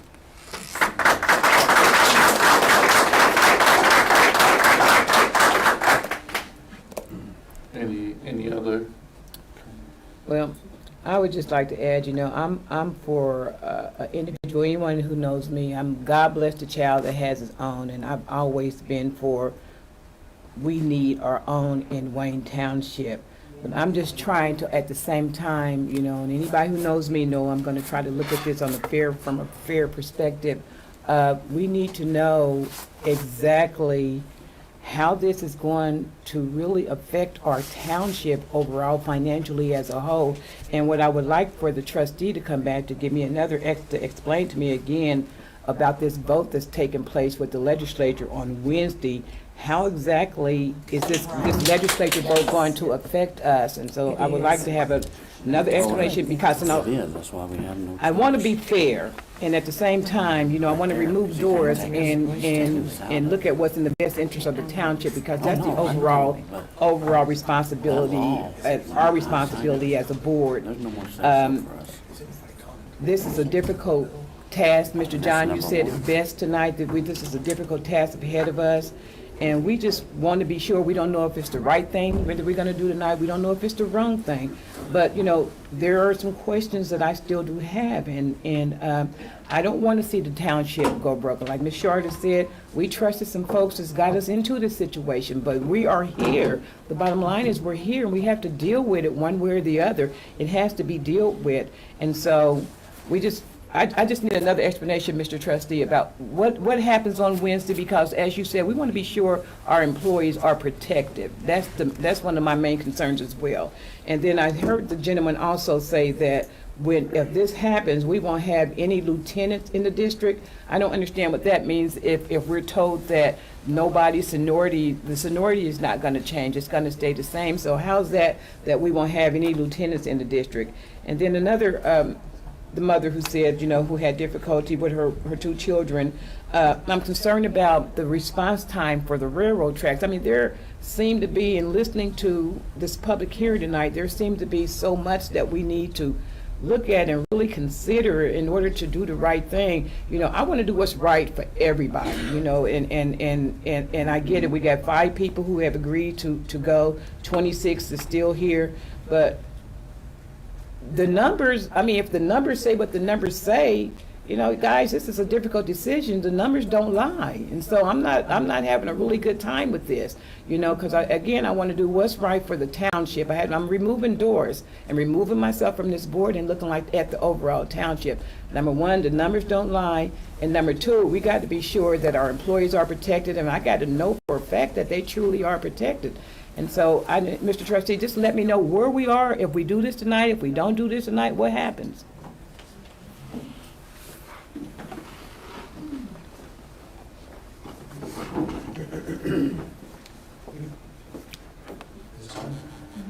We put this on this calendar tonight because we knew it was a complicated issue and we knew we needed to talk about it. This is not something we're rushing, and by that I mean this conversation started a long time ago. The answer about where the details are is that it's very, very difficult to negotiate something with IEMS and IFD until the board authorizes me to do that. I've gotten commitments, but there is no contract in place with anybody. As to the timeline with the State House, as I said, Senator Baldwin is going to have that bill heard next week. That process moves in a 2-step way. It goes through the Senate, through the House, and if both houses agree, it becomes law if the governor signs it. That process has to be done by the end of the legislative session, which is early March, typically. We're looking at that bill, if it becomes law, going into effect upon passage. So what I'm telling you is that will be a law in March if it passes. Our next scheduled meeting is February 22nd. So what we're going to be in a situation of is trying to finish up what we want to finish up with IEMS in a 2 to 3 week window. The other thing is that for employees to move from EMS here in Wayne Township to IEMS, there's a transition in terms of time. You have to onboard. IEMS does a background check, and it's a process. It's not something that just can happen overnight. We can wait. There's nothing that says we have to do this tonight. I can tell you that the 22nd is going to be difficult just because of the crunch that it's going to put us under. We might consider another meeting sometime early February to finish or continue this conversation. We still need to figure out the IFD piece of the puzzle also. That sits on the table tonight as resolution number 3, but we cannot take that up for business by law for 30 days. That's why we're looking at February 22nd. Okay. But what is, okay, tell me if I'm right or wrong. If it's not done, then within a couple years, there won't be an EMS anyway? Is that what you're saying? The way the bill is written, it goes into effect immediately, and we are no longer part of the process. By that, I mean negotiation of a consolidation. I'm not talking about the state, I'm talking about our finances. We can't afford, you're saying we can't afford. We're going to have trouble the second half of 25. We probably, cash flow wise, unless we really can continue to squeeze spending, we're gonna probably have to borrow money the second half of 25, cash flow wise, heading into the property tax payment in December of 25. The state collects the taxes in November. We all pay our property taxes in November. The township won't receive money from the state until December, the lump sum of it. And we'll be tight. And in 26, we'll be really, really tight. So did you say that we had a little more wiggle room here? Absolutely. I think what we've put out publicly is there could be a vote tonight on this issue. It doesn't have to be. But we are in a time crunch. I mean, if the legislature does what they do, we're no longer at the table. And that's next Wednesday, is that what you're saying? It's the start, so that's a committee hearing. Committee hearing starts the process. If a lot of people go down there and fight against that, can we maybe have that committee put it on hold until next? You absolutely can do that. I can't tell you that what the outcome is there. Didn't it get changed anyway, because they were supposed to vote for? Yes. Yeah, so it got moved anyway. But someone is telling you that it's definitely going to be heard on the Wednesday? Okay. Okay, when you say, when we're referring to Wednesday, are we referring to the upcoming Wednesday? Yes. The 17th? So that just starts the process, that's not a vote on it though, is that what I understand? Typically, committee hearings in the State House, they hear a bill and vote on it in committee. So could we not have publish a meeting for the 18th of January for the board to come and just discuss the EMS part? Would that allow us, will we be within the timeline to be enough wiggle room and be okay? If we just, okay, that's fine with me. So the bill's already been presented? I was under the impression that it was going to be presented Wednesday, but... It's not been heard in committee. So the legislature does a three-step, they call it the reading of the bill. That occurs in the initial process, and then the bill is sent to committee. Brian, you got to tell them. And that's where you have a vote in the process of the committee, and then if the committee votes it out, they send it back to the Senate floor. That would be... Brian? I'm sorry. We do have a state senator here, if you wouldn't mind sharing your thoughts, Senator Taylor. Thank you. The bill. Sure. Senator Taylor, Greg Taylor, he's my senator, like JB, he's senator as well. Thank you, board members, for giving me time to speak. And I only speak on the process and where the legislation is at. First, let me start with the legislation. What the legislation does is it allows the mayor first to declare that there's an option for the township fire departments and EMS in Pike Township, Wayne Township, Decatur Township to merge with IFD. Then the next step from there would be the city council to vote to approve the consolidation. And then the step after, the third step in that legislation is for the mayor to confirm the initial step. That's what the bill says. So what it does, in essence, is it takes the trustee boards out of the process. It does not, the bill does not consolidate.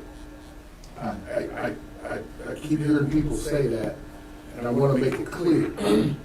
The legislation does not consolidate like we had seen before. I've been in the General Assembly for 16 years. The prior pieces of legislation actually forced consolidation upon the townships. This does not force consolidation upon the township. It sets up a different process, but it would go to the mayor, to the council, and back to the mayor. In regards to the position of the legislature, the bill was set on the calendar for last Wednesday. The author of the bill decided to pull the legislation from the calendar, and then I think today he decided that he would hear the bill. The bill is going to be heard in the Pensions and Labor Committee.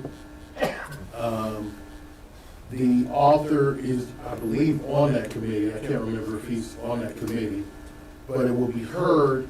I have not heard whether or not they will vote. There are times when bills are heard and not voted on. They wait till the next hearing to vote. But I will tell you this, giving you a little historical perspective on this legislation. Well, first, let me talk about, this is a short session. So starting next week will be 2 weeks in session. We only get 4 before the bills pass from the House to the Senate and the Senate to the House. And then we will have 2 weeks after that. We will be out by the first week of March. So there's not a lot of time. But to give you the historical perspective on this piece of legislation, the Senate has been able to stop this legislation in the past. What happened several years ago is it passed out of the House, and then the Senate stopped it. I don't know what's going to happen in the Senate this year. I cannot tell you. Everybody's hush-hush about it. But I can tell you, just to give you perspective, if it gets out of the Senate, it is more likely than not going to pass the House. Okay? They have 70 members who have nothing, more than 70 members who have nothing to do with Marion County, but that's what my prediction is. So I just want to give everybody, not only my constituents, but everybody on the board here, a true understanding of what is going on at the Indiana General Assembly. I'm here to listen to my constituents about what they want to see you guys do, but if you have any questions about the process of the legislature, I'm here to answer. So if several people went down there, would it help? It always helps to advocate your position. So I encourage you to be cognizant of the fact that if you do come down there to advocate or on behalf or against the legislation, be succinct, make sure you have people, that are going to talk about the needs of the community. And the only fortunate part is you're not talking to anybody that you can vote for, Ramona. It's just that simple. These people, I can tell you, my 3 Democrat members don't represent Marion County. Okay, what if we do have a senator that does represent us and he's against it? Well, you talk to him. But what I don't understand. I'll be honest with you. I think I like what the 2 board members said. I need more information, folks. I'm gonna be honest with you. This is a tough decision for this township, unlike the other 2. The other 2 townships, I don't know what their objective, what they're doing as far as doing the voluntary piece, but I can tell you, from my perspective, if it's going to happen down the road, my mentor, Bill Crawford, used to always say, you want to be at the table so that you're not on the menu. Right. If we pass this legislation and you're not at the table, then you're on the menu. I'm just telling you that. And so that's my concern, because I represent most of the people that are here. I don't represent all of Wayne Township, by the way, so some of you can vote for me, but some of you can't. I can vote for you. Okay, thank you, Dorothy. But the point I'm trying to make is, you know, you got myself, Senator Ford, Senator Cadora, Senator Young. I think that's it. I think that's the four of us are the only four senators that represent these three portions or of the three townships that we're talking about. So I'm just, you know, again, I'm here to provide you with information, but I would expect there will be more information to come. And then I have to make a final decision on whether or not I vote yes or no. But I haven't been for it in the past. There's some rumor out there that there's going to be some pressure to support this because of the effect on the school district, but I don't know that much about it. So good meeting, by the way. Thank you, Senator.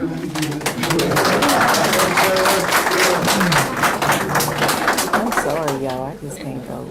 Any other questions from our board?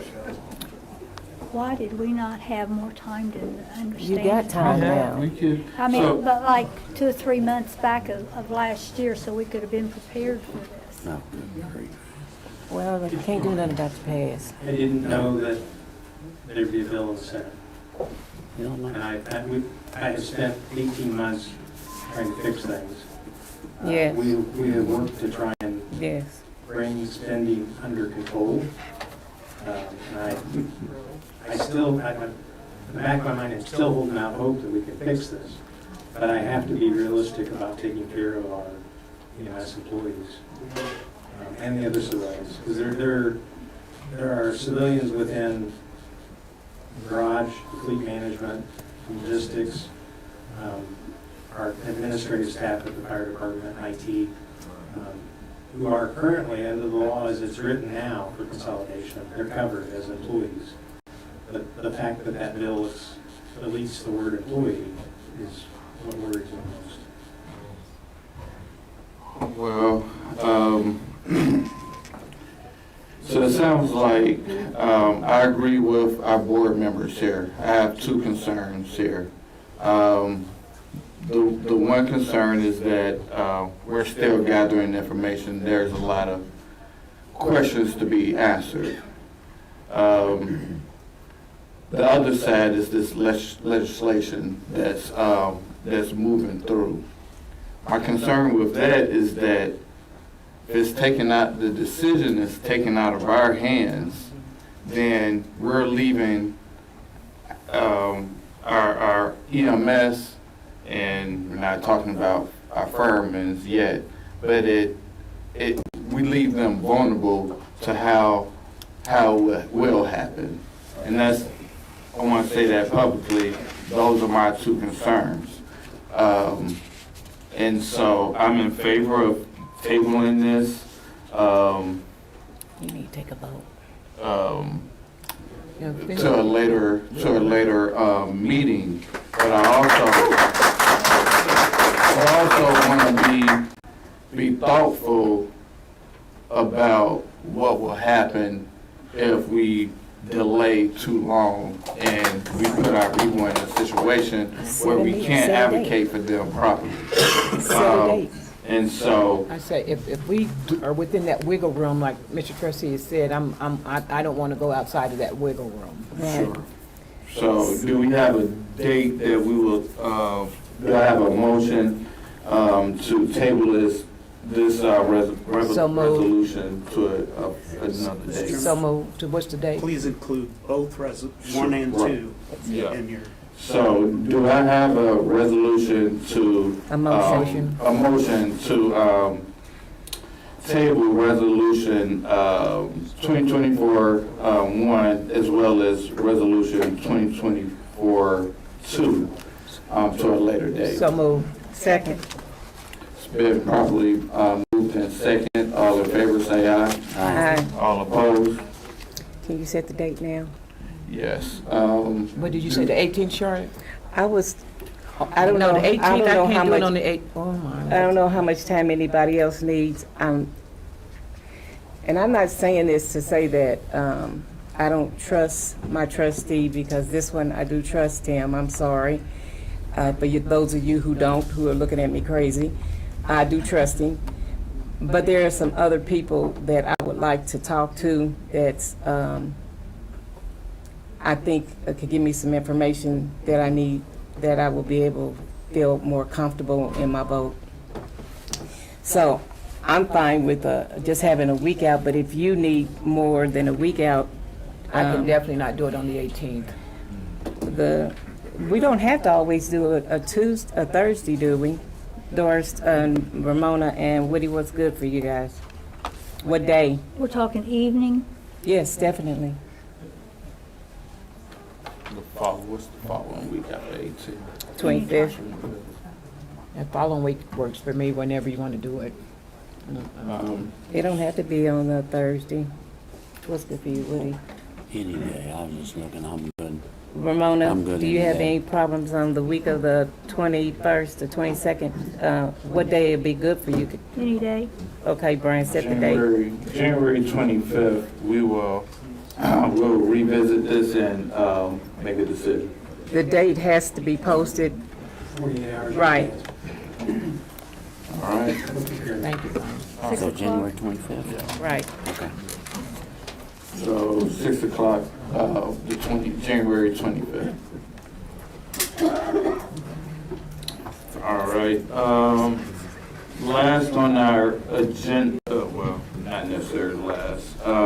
Now we have an introduction only to Resolution 24-3. And that's concerning Wayne Township Fire Department, Indianapolis Fire Department consolidation. Mr. Chairman, we just placed that on the table for 30 days. By law, it has to be introduced, and then we have to come back no sooner than 30 days afterwards. It's like our budget, where we have a public hearing and public testimony, just like we did tonight. Got you. Okay.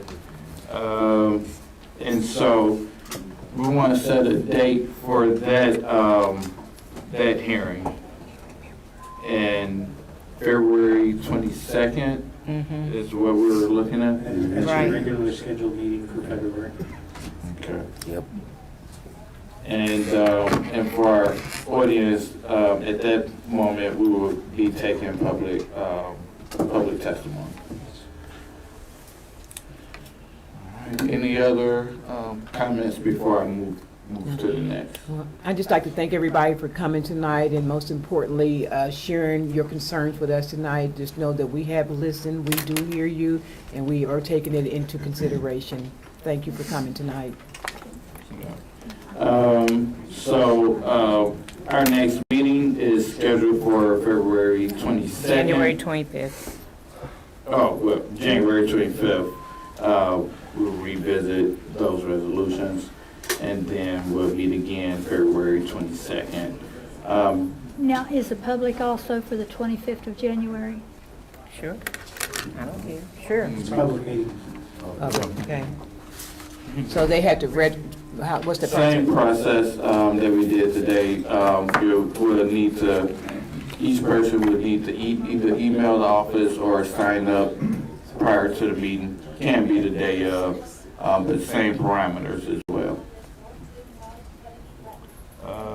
So do I have a motion to adjourn? So moved. Second. It's been properly moved in second. All in favor say aye. Aye. All opposed?